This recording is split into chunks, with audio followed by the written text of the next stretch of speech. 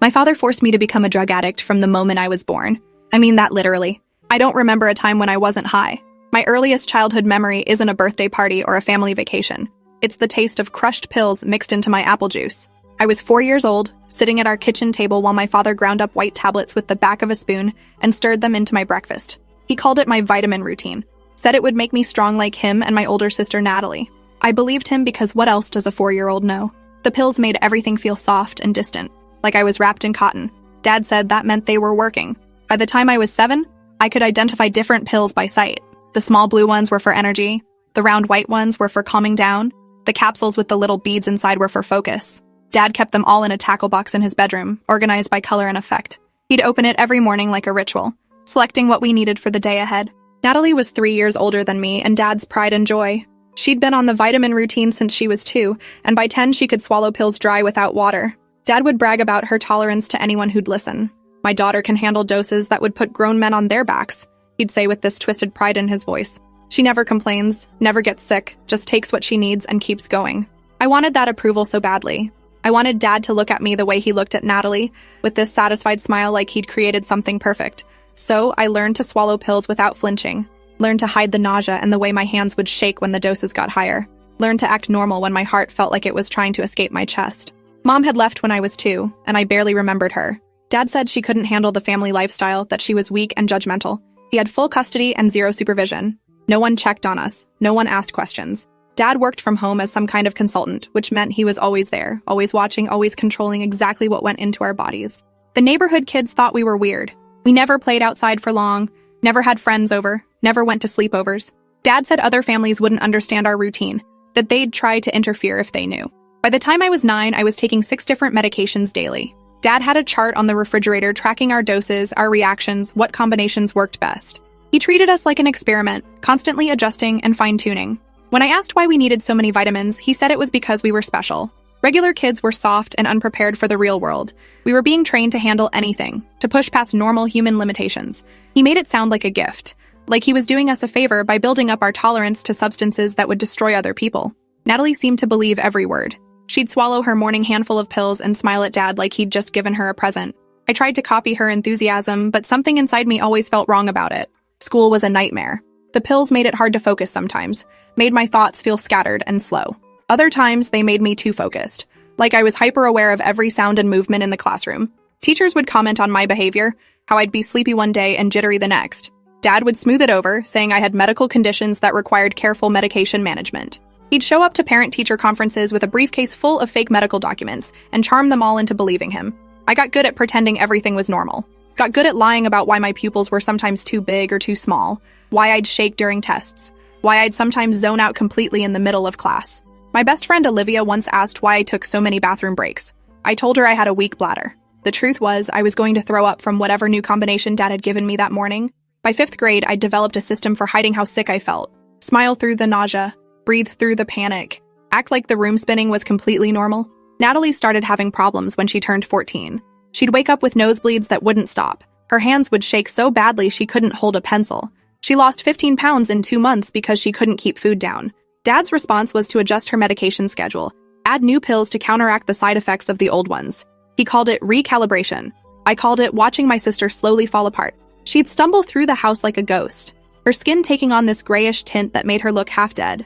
I begged Dad to take her to a real doctor, but he said doctors would overreact and try to take us away. He said the system was designed to destroy families like ours, who understood that strength required sacrifice. I was 12 and starting to realize that what Dad called vitamins were actually prescription medications stolen from somewhere, bought illegally, God knows what else. I'd seen enough after-school specials to know this wasn't normal, wasn't safe, wasn't what other families did. But speaking up meant risking everything. Meant risking Dad's anger, which could be terrifying. The night everything changed, Natalie collapsed in the bathroom. I found her on the tile floor, unconscious, foam coming out of her mouth. Her body was jerking and twitching in ways that made my stomach drop. I screamed for Dad, who came running and immediately started doing damage control instead of calling 911. He carried her to her bed, propped her up, tried to force water down her throat. I stood in the doorway watching this nightmare unfold, my hands shaking so badly I could barely hold my phone. "Call an ambulance," I begged. "She needs help." "She'll be fine," Dad said, not looking at me. "She just needs to sleep it off. This happens sometimes when you're building tolerance. She's not breathing right." I was crying now, my voice breaking. "Please, Dad, please call someone." He finally looked at me, and the expression on his face was something I'd never seen before. Pure, cold calculation. If we call 911, they'll take you both away. They'll destroy everything we've built. Is that what you want? I called 911 from my bedroom while Dad was focused on Natalie. My hands were shaking so hard I could barely dial, but I managed to gasp out our address and that my sister needed help. The operator stayed on the line, asking questions I could barely answer. What did she take? How much? How long ago? I didn't know. I'd never known exactly what Dad was giving us.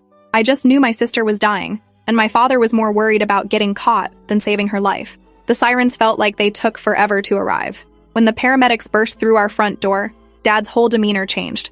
He became the concerned father, wringing his hands and explaining that Natalie had gotten into his medication cabinet without permission, that she'd been struggling with depression and must have taken too much.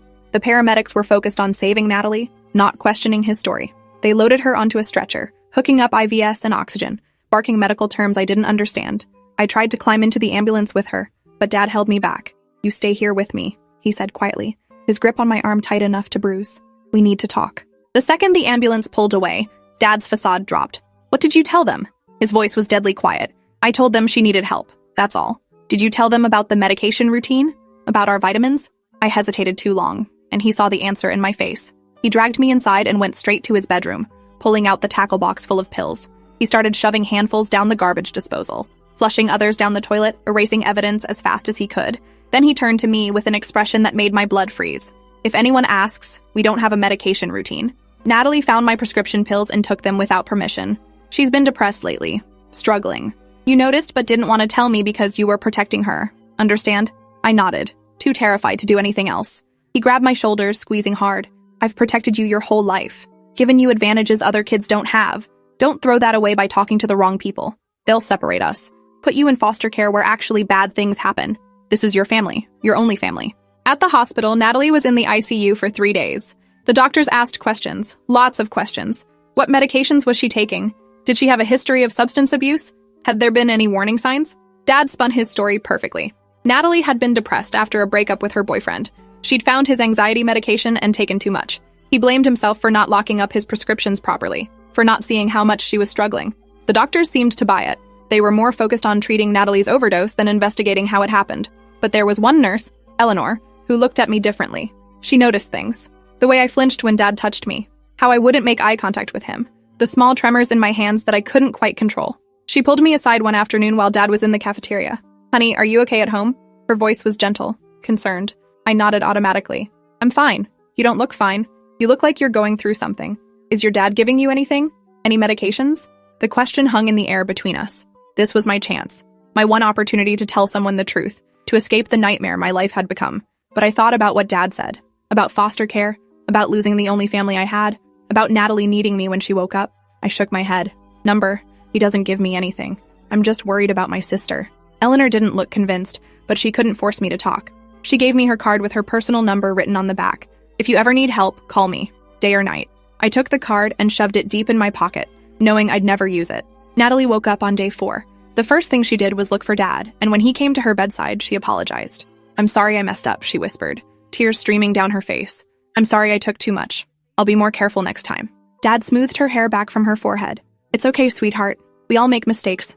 We'll just adjust your routine when you get home. Everything will be fine." I felt something crack inside me hearing those words. Next time, adjust your routine. Everything will be fine. Nothing was fine. Nothing had ever been fine. My sister had almost died, and Dad's solution was to keep doing exactly what had nearly killed her. I started planning my escape that day. I was 12 years old and trapped in a house with a man who was systematically poisoning his own children, but I was done being complicit. I started hiding pills instead of swallowing them, pretending to take them while palming them and flushing them later. It wasn't easy. Dad watched us carefully, especially after Natalie's overdose. But I got better at the deception, at acting like the drugs were hitting my system when I was actually completely sober for the first time in my life. The clarity was terrifying. Without the chemical fog, I could see our situation for what it really was. We were being abused, systematically, deliberately poisoned by the one person who was supposed to protect us, and everyone around us was either oblivious or complicit in their silence. Withdrawal hit me hard. Without the daily doses my body had become dependent on, I started experiencing symptoms that scared me. Sweating through my sheets at night, shaking so badly I could barely hold a glass. Nausea that made it impossible to eat. Dad noticed I wasn't looking right and increased my doses, which I continued to hide. The cycle became its own kind of torture. I was getting sicker trying to get clean, and Dad was pushing more drugs on me to fix symptoms caused by not taking drugs. It was twisted and impossible, and I had no idea how to break free. Natalie's hospital stay had triggered a CPS investigation, but Dad handled it perfectly. He showed them his fake medical documents, his prescription bottles with his name on them, his Concerned Father Act. The social worker who came to our house did a cursory inspection, asked a few questions, and left satisfied that Natalie's overdose had been an isolated incident of teenage rebellion. I wanted to scream the truth at her, but the words wouldn't come. What if she didn't believe me? What if they took Natalie away but left me with Dad?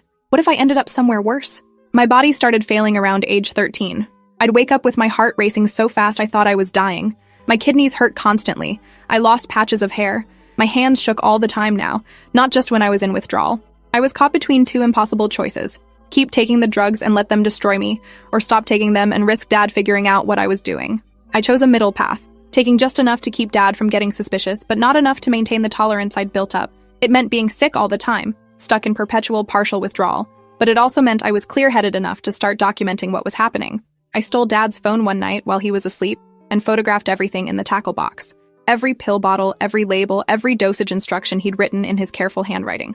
I sent the photos to an email address I'd created at the library, one Dad didn't know about. Then I started recording conversations. Dad explaining to Natalie why she needed to increase her dose. Dad talking on the phone about where he was getting the medications. Dad detailing his theories about building superhuman tolerance through careful chemical management. The evidence I collected was damning, but I still had no idea what to do with it. Who would believe a 13-year-old kid accusing her father of systematic drug abuse? Especially when that father was so good at presenting a normal facade to the outside world. I needed help, but I was terrified of reaching out. Every kid at school had heard horror stories about foster care, about being separated from siblings, about abuse worse than what you left, about aging out of the system with nothing and no one. But watching Natalie get worse made the choice for me. She'd started having seizures. Small ones at first, just her eyes rolling back for a few seconds, then bigger ones that left her unconscious for minutes. Dad adjusted her medications, but never considered that the medications themselves might be the problem. I'm building up her tolerance, he'd explain when I questioned him. Her body is learning to handle higher doses. Soon she'll be stronger than ever. She wasn't getting stronger. She was dying, and I was the only person who could see it. I called Eleanor from a payphone after school one day. My hands were shaking so badly I could barely hold the receiver, but I managed to explain everything. The pills, the doses, the years of systematic drugging disguised as vitamins. Eleanor listened without interrupting, and when I finished, she was quiet for a long moment. I believe you, she finally said, and I'm going to help you. But this is going to be hard. Your father will fight this. Are you prepared for that? I thought about Natalie seizing on the bathroom floor, about the tackle box full of pills that was slowly killing us both, about the life I might have if someone actually intervened and stopped this nightmare. Yes, I said. I'm ready. Eleanor connected me with a detective who specialized in child abuse cases. Detective Rains met me at the library, away from Dad's watchful eyes, and I showed her everything. The photos, the recordings, the medical symptoms Natalie and I were experiencing. She listened carefully, taking notes, her expression growing increasingly grim. This is serious, she said when I finished. What your father is doing is classified as child abuse and drug trafficking, but building a case will take time. Can you keep yourself safe until we're ready to move? I said yes, but I had no idea how I was going to manage it. Dad was watching me more carefully lately, commenting on how I seemed different, how my pupils weren't quite right, how I was acting strange. I think you're building up a resistance, he said one morning, studying me like I was one of his experiments. We need to increase your doses. He started giving me double what I'd been hiding, which meant I couldn't palm all of it without him noticing. I had to actually swallow some, had to feel that familiar fog creeping back over my thoughts, had to remember what it felt like to be constantly chemically altered. The police investigation moved slowly, too slowly. Detective Rains explained they needed to gather enough evidence for charges that would stick, that they needed to coordinate with CPS and medical professionals, that rushing in could give Dad time to destroy evidence or flee with us. But every day that passed was another day of watching Natalie deteriorate, another day of poison being forced into our systems, another day of living in fear. I started to wonder if I'd made a mistake by reaching out. Maybe no one was actually going to help us. Maybe I'd just made things worse. Then Detective Rains called and said they were ready to move. They'd obtained warrants for Dad's arrest and for the seizure of all medications in our house. They'd coordinated with CPS to have emergency placement ready for Natalie and me. It was happening. Finally, actually happening. The day they came for Dad felt surreal. I was sitting in math class when the principal called me to the office. Eleanor was there, along with a woman from CPS who introduced herself as Leslie. They explained that police were at my house right now, that Dad was being arrested, that Natalie had been taken directly from her school to the hospital for evaluation. You're safe now, Leslie said gently, Both of you are safe. But I didn't feel safe. I felt terrified. What happened next? Where would we go? What would Dad tell people? What if no one believed the evidence we'd gathered? Eleanor seemed to read my thoughts. Your father can't hurt you anymore. The evidence you collected, combined with medical records and our investigation, is more than enough for serious charges. He's going to prison for a long time. The next hours blurred together. I was taken to the hospital where Natalie was being examined. She looked small and scared in the hospital bed, hooked up to monitors and IVs. When she saw me, she started crying. They took Dad, she said. They arrested him. Why did you do this? Why did you tell them? Because he was killing us, I said, my own tears starting. Nat, he was poisoning us. Those weren't vitamins. They were drugs, prescription medications he was stealing and giving to us illegally. We were addicted. We're still addicted. She shook her head like she could make my words stop being true. No, Dad was helping us, making us stronger. You ruined everything. The doctors had to sedate her when she became too agitated. Eleanor explained that this was normal, that victims of long-term abuse often defended their abusers, that Natalie would need extensive therapy to unpack what had been done to her. I felt guilty for destroying the only reality my sister had ever known, even though I knew that reality was poisonous. The medical evaluations were extensive and horrifying. Both Natalie and I had severe organ damage from years of drug abuse. Our livers were compromised. Our kidneys were showing signs of failure. Our hearts had irregular rhythms from the constant chemical stress. The doctors were amazed we were still alive, that our bodies had withstood years of systematic poisoning that would have killed adults. You'll both need ongoing medical care, the lead physician explained, possibly for the rest of your lives. The damage might be permanent, or it might improve with time and treatment.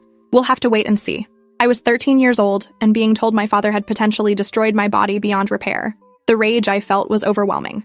How could he do this to us? How could he convince himself he was helping us, while he was actually killing us? The psychiatric evaluation was almost worse than the physical one. A therapist named Dr. Osei sat with me for hours, asking questions about my childhood, my relationship with Dad, my understanding of what had been done to me. When I described the pill routine, the tackle box, Dad's theories about building tolerance, she had to excuse herself. I could see tears in her eyes when she returned. I'm so sorry this happened to you, she said. What your father did was abuse, severe systematic abuse. None of this was your fault, and you were incredibly brave to speak up. But I didn't feel brave. I felt broken. I felt guilty for breaking up our family, even though I knew logically that Dad had broken us long before I called the police. I felt angry at a world that had let this happen, that had missed every sign, that had failed to protect two kids who were being abused in plain sight. Dad's trial was a media circus. The local news picked up the story. Father accused of systematically drugging children for over a decade. People I'd never met had opinions about our case. Some defended Dad, saying he'd been trying to treat his children's medical conditions and had made mistakes. Others called for the death penalty. I tried not to read the comments, but sometimes I couldn't help myself. The things people said about us, about Natalie and me, were cruel beyond belief. Some suggested we were lying for attention. Others said we must have been terrible kids to drive our father to such extreme measures. The prosecution built their case carefully. They brought in medical experts who testified about the damage to our organs. They presented the evidence I'd collected, the photos and recordings that showed Dad's systematic abuse. They interviewed neighbors who remembered odd things about our family, teachers who'd noticed concerning signs. The defense tried to paint Dad as a devoted single father, who'd made mistakes in judgment while trying to help his mentally ill children. They produced fake medical records showing Natalie and I had been diagnosed with various conditions requiring medication. They brought in character witnesses who testified about what a good man Dad was, how involved he'd been in our lives, how dedicated to our well-being. I had to testify.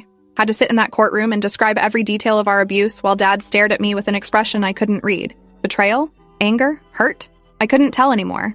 He'd gotten so good at wearing masks that I didn't know if I'd ever seen his real face. When I described finding Natalie seizing on the bathroom floor, several jury members looked ill. When I explained how I'd been hiding pills and pretending to take them, Dad's lawyer tried to twist it into proof that I was deceptive and unreliable. The jury deliberated for 2 days. When they came back with guilty verdicts on all counts, I felt relief and devastation in equal measure. Dad was sentenced to 25 years in prison. I was 13, and my father would be behind bars until I was 38. Natalie had a breakdown when she heard the sentence. She'd been placed in a treatment facility for both her drug addiction and her psychological trauma, and the news of Dad's conviction sent her spiraling. She refused to see me, said I'd destroyed our family, that she'd never forgive me for what I'd done. Eleanor assured me this was temporary, that with treatment, Natalie would eventually understand I'd saved both our lives. But months passed and my sister still wouldn't speak to me. I was placed with a foster family, the Kowalskis, who specialized in taking in kids with medical trauma. They were kind and patient, but I couldn't shake the feeling that I didn't belong anywhere anymore. I wasn't the person I'd been when Dad was controlling my every chemical intake, but I didn't know who I was without that either. Withdrawal from years of drug abuse was brutal. Even though the doctors were managing it with careful medical supervision, my body revolted. Months of sweating, shaking, nausea, insomnia, panic attacks that felt like dying. The Kowalskis held me through the worst of it, never judging, never demanding I be anything other than what I was, a traumatized kid trying to survive. School was impossible at first.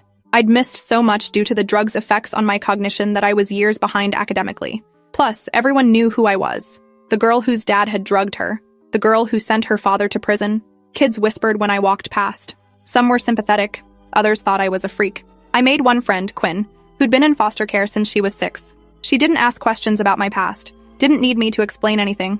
We just existed alongside each other. 2 broken kids trying to figure out how to be normal. Natalie was released from treatment after 6 months. She went to live with our maternal Aunt Julia, who I barely remembered. Aunt Julia reached out to me, asking if I'd like to visit, to try to rebuild a relationship with my sister. I agreed, terrified and hopeful in equal measure. The visit was awkward and painful. Natalie looked healthier physically. The grayish tint was gone from her skin, and she'd gained back the weight she'd lost. But emotionally, she was still a mess. She couldn't look at me directly, couldn't have a conversation that lasted more than a few minutes before finding an excuse to leave the room. "Do you hate me?" I finally asked her directly. "I don't know what I feel," she admitted. "I know logically that Dad was hurting us. The doctors have explained it 100 times. But emotionally, I still feel like you betrayed us. Like you destroyed the only life I knew." "I did destroy it," I said. "Because that life was killing us. You almost died, Nat. I wasn't going to watch you actually die just to keep Dad happy." She started crying then, and I did too. And we held each other for the first time in months. It wasn't forgiveness exactly. It wasn't resolution. But it was a start. Over the next years, I focused on healing. Physical therapy for my damaged organs, regular medical monitoring to track any long-term effects, therapy twice a week to process the trauma. The Kowalskis were endlessly patient, creating a stable environment where I could slowly rebuild myself into someone who wasn't defined by abuse. I started running when I was 15. At first, just to the end of the block and back, my damaged cardiovascular system protesting every step. But gradually, I built up endurance. Running became my meditation, my therapy, my proof that my body could do hard things that weren't self-destructive. By 16, I was running 5Ks. By 17, half marathons. My doctors were amazed at how my body had recovered, though they warned the damage might catch up with me later in life. I graduated high school on time despite the years I'd lost to drugs and recovery. The Kowalskis threw me a party, and Quinn came, and even Natalie showed up, tentative but present. We'd been rebuilding our relationship slowly, carefully. She was doing better, working with her own therapist, coming to terms with what Dad had done. She'd started calling it abuse, which felt like a huge step forward. I got accepted to a state university with a full scholarship for medical trauma survivors. I decided to study social work, to help other kids who were being abused in ways society didn't recognize. Dad had taught me that abuse could look like care, that poison could be disguised as medicine, that the most dangerous predators were sometimes the people who claimed to love you most. I visited Dad in prison once. I was 19 and needed closure. He looked older, smaller somehow in his prison uniform. When he saw me, his face lit up like nothing had changed. Like he hadn't spent 6 years locked up for what he'd done to his children. "You look good," he said. "Healthy." I didn't respond to the compliment. "I came to ask you why. Why did you do it?" His expression shifted, became defensive. "I was trying to help you, to make you stronger than other kids. I was trying to give you advantages. You were poisoning us. You almost killed Natalie. You destroyed our bodies. I was building your tolerance, teaching you to handle what others couldn't. That's not love, Dad, that's abuse. We'll never be normal. We'll have medical problems for the rest of our lives because of what you did." He looked away. "I did what I thought was right. I see that now," I said, surprising myself with how calm I felt. "You really believe that? You've convinced yourself that systematically drugging your children was somehow noble. That's the scariest part. Not that you're a monster, but that you think you were being a good father." I never visited him again. There was no point. He'd never acknowledge what he'd done, never admit that his theories about building superhuman tolerance through drug abuse were insane. He'd die believing he was the victim of a system that didn't understand his genius.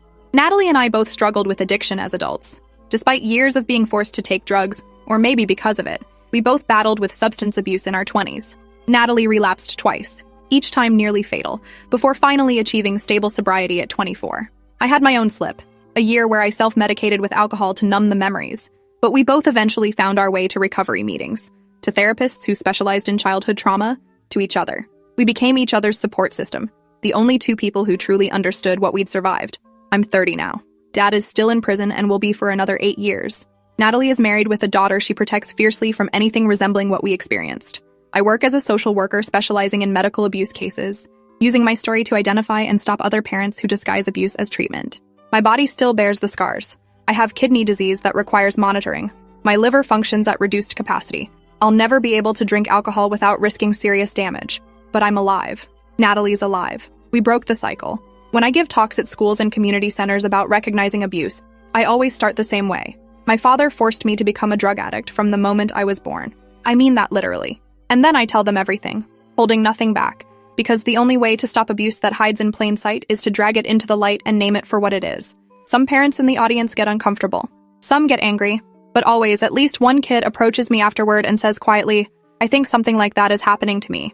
And that makes every painful memory, every difficult testimony, every moment of reliving trauma worth it. Because that kid will get help. That kid will survive. That kid won't spend 13 years being slowly poisoned by the person who's supposed to protect them. The cycle breaks one child at a time. And I'll spend the rest of my life making sure it keeps breaking. Appreciate you watching this far. If you enjoyed it, drop a like, leave a comment, and subscribe so you won't miss the next story.